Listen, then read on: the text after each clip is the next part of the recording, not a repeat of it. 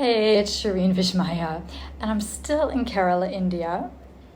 A little bit on lockdown here because of Corona, of course. And we're just really being advised to stay put until we have a better idea of what's happening. So, my prayers and thoughts with everyone who knows someone or is going through a difficult time where you are feeling trapped or scared. I know this is all kind of happening really fast.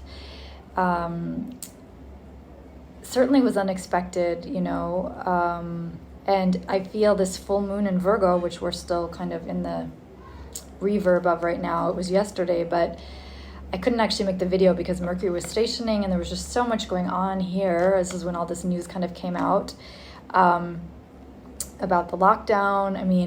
A few days ago, and just processing all of that and just feeling the immensity of what's happening in the world. It's like, it's not a time to panic, but it is a time, I think, to really face the reality that the house is on fire.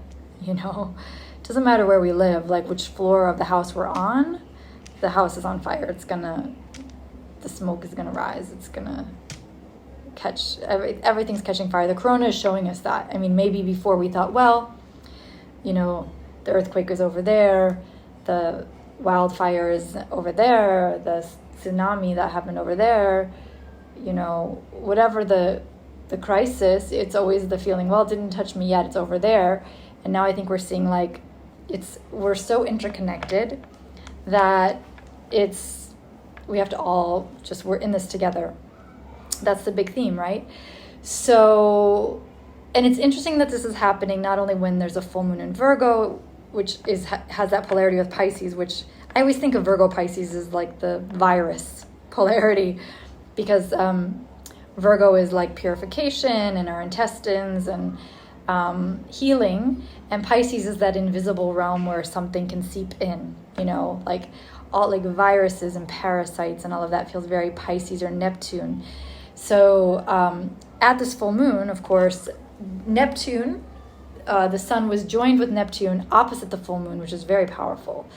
So we had the Sun-Neptune merger, which already brings a level of darkness and confusion and a sense of disillusionment and dissolving, because Neptune dissolves. So it's very connected to two archetypes in the tarot. I always like to reference it for the visual. The moon card is Pisces, which is all about the bewilderment and the feeling of our reality dissolving and maybe some confusion and lack of, that's like kind of dark night feeling. And then the hangman, which is Pisces, moon is Pisces, hangman is Neptune, and the hangman is all about the surrender. So we're all being forced into a surrender, and my teacher says that when you surrender, it's not a concept. Like when you finally surrender, there's no mind involved in surrender. So we can't try to surrender. It's like we either surrender or we don't. And life, I would say right now, is forcing us to surrender. All of us, right? So not panic, but surrender. Go deeper. I always say go underneath the panic. Panic is unconscious Capricorn. It's like the devil archetype Pan. So it induces this feeling like, oh my God, I'm trapped. I'm scared. And really, if you look at that devil archetype, he can pull the chains off. He can't, but the people who are trapped under the darkness that feel they are bound can take the chains off. So even if we're quarantined, we have to remember that we can remove the chains. It's in our mind. Viktor Frankl did a lot of really powerful writing on this topic, surviving the Holocaust, and just understanding how when we are in very difficult times or conditions where we don't have a lot of control over what's happening externally, it's good to read people like that to understand how important it is to have control over your mind, because that's the only thing you really ultimately can have control over. And that's where the peace will come from, no matter what's happening on the outside, right? So I've been thinking a lot about this quarantine as a metaphor, And I suspected it had something to do with 4, not 40 initially, but I was thinking how this is a 4-year, 2020, but it's also a 40 year because 20 and 20 add up to 40. So I looked up the etymology because I'm obsessed with etymology and word origins. I just love it. I studied Latin in undergrad, and I just always find some kind of magic and metaphysical information when I get into the roots of words. It helps me understand on a deeper level. So I thought, what's this quarantine about? And it comes from 40, because in Italy they used to, it's Italian for 40. It comes from the root word of quarantine. It comes from Cortino. And they had Cortino and Trentino, because at first they were quarantining people for 30 days, and then they found the average was 40 days. So they would take people away to these isolated units far away for 40 days, because they found that was the average of the healing, which I find, of course, fascinating since I do all this 40-day work and 40-day journeying. And I've also found that that is not only the number of days that the alchemists used, that, you know, we have several references in scriptures, Bibles, traditions, magical traditions of how 40 days is the magic number. But now here we have the quarantine. So I'm like, well, that's an interesting way to think about it, that we're in some kind of alchemical healing right now. So even if we're quarantined, it's just, I mean, I'm not trying to diminish anyone's experience, God forbid. Nobody really wants to be quarantined, but maybe if collectively we can work with the metaphor of it, because even being in an ashram as I am now, I have an apartment here, so I don't feel like I'm really I have a beautiful apartment and I'm in heaven here. It's not like I really feel like I'm in prison or quarantine, but it is sort of like a quarantine in a sense. It's like the quarantine I would wish in my, you know, in my dreams to be quarantined here. So I'm really grateful. It's certainly a blessing. But it's interesting that I was just thinking about ashrams being a natural quarantine situation where you are taken away from the world to go deep into your soul, to let go of attachments and let go of your old ways of doing things in the world that are perhaps unconscious. You know, you grow so much here. The amount of wisdom that comes from being out of the world, I can't even tell you like how much growth will happen when I spend a very short amount of time here. Also, I'm living with a spiritual master, which is also, you know, beyond words.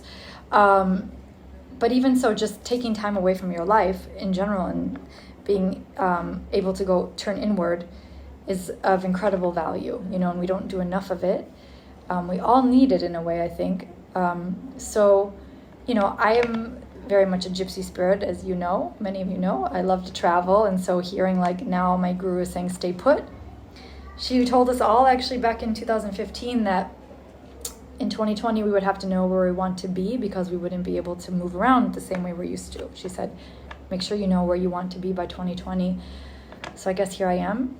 For now anyway, I don't know how the situation is going to go, but you know, at least have 2 places. Maybe I want to have 2 places I can be here in California, but maybe you have you already know your place. Just really commit to that place, because the other thing is with Saturn now really intense in Capricorn, he's also wanting us to stop wasting time with distractions and running around. You can't go deeper if you're running around. I mean, I love travel, I love teaching, I love experience, I love being international, but I have to say this time here of just being in a very small internal space without distractions, without the ability to be as expansive. Saturn's all about contraction, especially in Capricorn. It's all about contraction. And we might be feeling that crash after last year's like Jupiter more party. Saturn's like, okay, tamp down now. You guys are all like on lockdown. It's like when your parents ground you, I was saying. And I hated being grounded as a child. It was my worst nightmare. But I have to say this grounding, I'm really enjoying it because it is forcing me to turn inward. And maybe that's the gift of this time for all of us, to turn inward and really reassess what we're doing. Like, what are we wasting our time on? What are we running around doing all the time? And it's bad for the environment for us to all be running around. And also it's showing us how interconnected we are. So if we work with the archetypes, we work with the symbolism, and we look at the messages that are being presented to us, it does feel like we're being shown now how vulnerable we are in many ways, and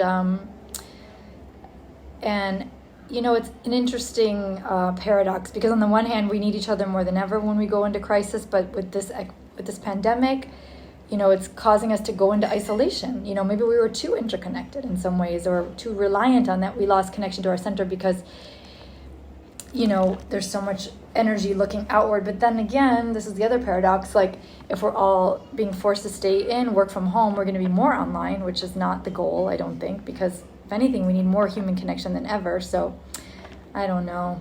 I don't have the answers, but I'm just posing all the questions that are coming up for me, and I just find it pretty sad. I'm just playing hermit with my shawl over my head until this all passes, it's sad. I don't know. I just think that the gift is, the thing is with death, in any form, change, we're looking at it. I'm not saying we're going to die, but there are deaths going on. I mean, we keep reading in the paper, we keep seeing the amount of deaths. I mean, who knows when we're going to die. So when my teacher had this very serious talk with us a few nights ago, basically about, like, we really have to pray. Like, she's actually asking all of us to imagine white flower petals of peace as much as possible. Whenever you get scared, or whenever you just want to send some healing to the world, imagine these white flower petals of peace falling down on the oceans and the rivers and the animals and the nations, the whole world, and even on us, on our own heads. Just visualize that, white flower petals of peace. And if enough people do that, she's saying it can really help. I mean, our intentions, our energy, our prayers, our vibrations are really powerful. The other thing to do is to keep purifying yourself. That's the Virgo full moon message, right? Purification. So purify your mind, purify your thoughts, purify your words. My teacher says we'll have negative thoughts going with us to our grave, but to our last minute. But what can we do now to come from a higher place? Like, speak love, forgiveness. Pisces is all about compassion and forgiveness. Let go of grudges and criticism and holding on to things, that just weigh you down and cause a negative vibration. Because all of this corona is showing us everything reverberates. Your thoughts, every negative thought you have, anger you have, people you haven't forgiven or let go, all of that is contributing to this pollution, that is contributing to this toxicity. So that's the best thing we can do, is to purify our minds right now. So I know I was like, that was the wake-up call for me. I was like, suddenly like, why am I holding on to these grudges and these things? And, let me just let it go. Like, we can't wait for the other person to change. We have to just do what we need to do on our side right now. And reach out to everyone you love and tell them, even if they don't want to say it back to you, even if they are going to withhold, or even if they're still going to hold a grudge with you and they don't want to love you back, whatever, just say it. Just don't wait for what you're getting back. It's not about that. You just do what you stay in the love. That's the key right now. And, it's a really important time for us to just look at what is dragging our immunity down too. Because if we want to stay healthy, if we want to keep our immune systems boosted, we have to stay in a positive mindset right now too, right? So we don't want to be in panic. Negative Capricorn is panic, as I said. And the higher vibration, because it's like the devil archetype Pan. So the higher vibration is to go deeper and to know you are free, as long as you can find that place in your own mind where you're free, free from judgment, free from the past. It's funny because my teacher here, my guru Amma, she's been creating new songs, for 2020. And we all thought she was going to go on the North Indian tour. I was supposed to go home like a month ago, and before all this happened. And then she's been creating these new songs anyway, and a lot of the lyrics are really kind of like in our face about the mind. Most of them are about like, look, your mind is just, what is the mind doing? It's like all over the place, going into these negativities, and the mind isn't real. So don't listen to your mind, and know what's happening in the news, but don't let it send you into a negative state or a panic. Just let it sober you, and ground you, and help you to deepen your priorities. And your integrity and your relationship to what you are on earth to do. Like, live like you don't have a lot of time left, which we should always do, because we never know. I mean, even if it seems like the world is fine, even if all of this gets cleared up, which we can pray for divine grace that all of this will, this corona, whatever, and we will have some normalcy again. But in any case, we should be living like with that awareness, you know. We shouldn't wait for these disasters and these pandemics to strike before we say, okay, now what do I do? So it's definitely a wake-up call. And in other maybe lighter news, Venus is now in Taurus, her home sign. So relationships are a little bit sweeter, and we're looking at loyalty in relationships. She's also setting us up for the Venus retrograde in May. So think back to what was happening in 2018, because that was when Venus was in the opposite sign of Scorpio. And so we're kind of on the other side of that. And then also think back to 2012, because whatever story started for you then is coming full circle. So yeah, so Venus just recently went into Taurus and she joined Uranus. So we're having a lot of epiphanies and breakthroughs, especially since this is joining the full moon and the Mercury station. It's like we're getting so many deep insights about our own patterns and how we contribute to our relationship dynamics. And we can actually, with, you know, Mercury's in Aquarius now, which is so exalted for Mercury, so we can have a lot of objective insights about ourselves and the way we communicate. And communication's so vital to a healthy relationship, to stay in communication and to be open and to express our hearts and to express our minds and have heart-to-heart talks, you know, and also to be objective and not just replay our stories. But I think now with Mercury stationing to come out of retrograde in Aquarius, we can actually get a lot of more objective insights into our own patterns in communication and in relationships.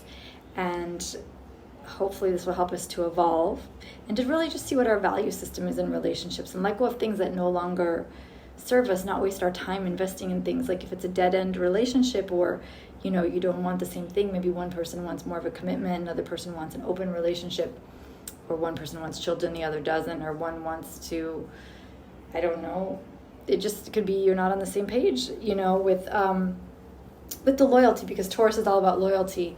But then Taurus people are changing. They're probably wanting more freedom and maybe a little less loyalty than normal, because Taurus tends to be a fixed earth sign. But with Uranus there, they might be surprising themselves by changing their own rules in relationships. So just see how that's hitting you in your Taurus area.